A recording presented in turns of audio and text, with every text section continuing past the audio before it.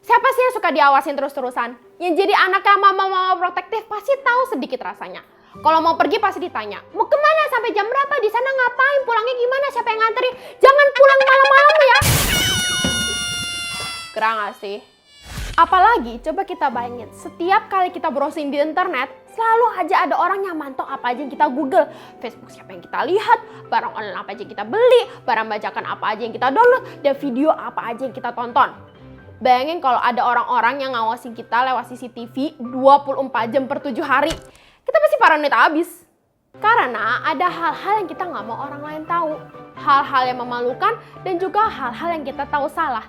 Karena kita nggak mau hidup kita bebas dinilai dan dijudge orang lain. But guess what? Sepanjang hidup kita, setiap saat dan dimanapun, emang ada yang ngawasin kita. Ada orang yang mungkin jadi agak paranoid. Tapi lebih banyak orang yang merasa biasa aja. Karena toh setelah gue melakukan dosa, nggak ada api turun dari surga bakar gue sampai mati. Well, asal tahu aja ya. Kalau hukumannya nggak sekarang, berarti entar. Cepat atau lambat, kita pasti akan menghadap Tuhan dan akan menanggung semua konsekuensi dosa kita. Orang-orang yang takut akan hukuman Tuhan akan mencoba setengah mati untuk berbuat baik supaya Tuhan senang. Moga-moga perbuatan baik kita lebih baik daripada dosa kita. Supaya Tuhan izinin kita masuk surga. Tapi sayangnya Alkitab bilang, di hadapan Tuhan kesalehan kita seperti kain kotor. Bagi Tuhan yang suci, perbuatan baik apa sih yang bisa bikin Tuhan terkesan? Gak ada. Tuhan bukan cuma bisa melihat perbuatan kita, tapi Dia juga bisa melihat sampai ke kedalaman hati kita. Dan tidak ada tempat yang lebih menjijikan daripada hati manusia. Satu dosa aja udah cukup untuk lenyapin semua perbuatan baik kita. Jangankan Tuhan, kita aja kadang sulit terima satu kesalahan orang lain yang udah berbuat baik seumur hidup sama kita.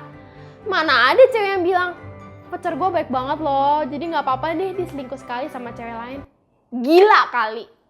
Jadi ada gak sih jalan lain untuk lepas dari penghukuman? Jawabannya ada. Jalan anugerah Allah. Tetapi anugerah tidak sama dengan gratis. Bahkan ketika kita terima barang gratis, kita harus selalu ingat bahwa ada orang lain yang bayar. Anugerah pengampunan Allah ini bukan hanya tidak gratis, tetapi sangat mahal karena dibayar oleh anak Allah yang turun dari surga. Hidup dalam anugerah ini memampukan kita untuk hidup bagi Allah 24 jam per 7 hari. Jadi perbuatan baik kita bukan untuk beli pengampunan, tetapi justru karena sudah diampuni. Hidup dalam anugerah ini juga merupakan hidup yang penuh ucapan syukur kepada Allah dan justru dilihat oleh dunia.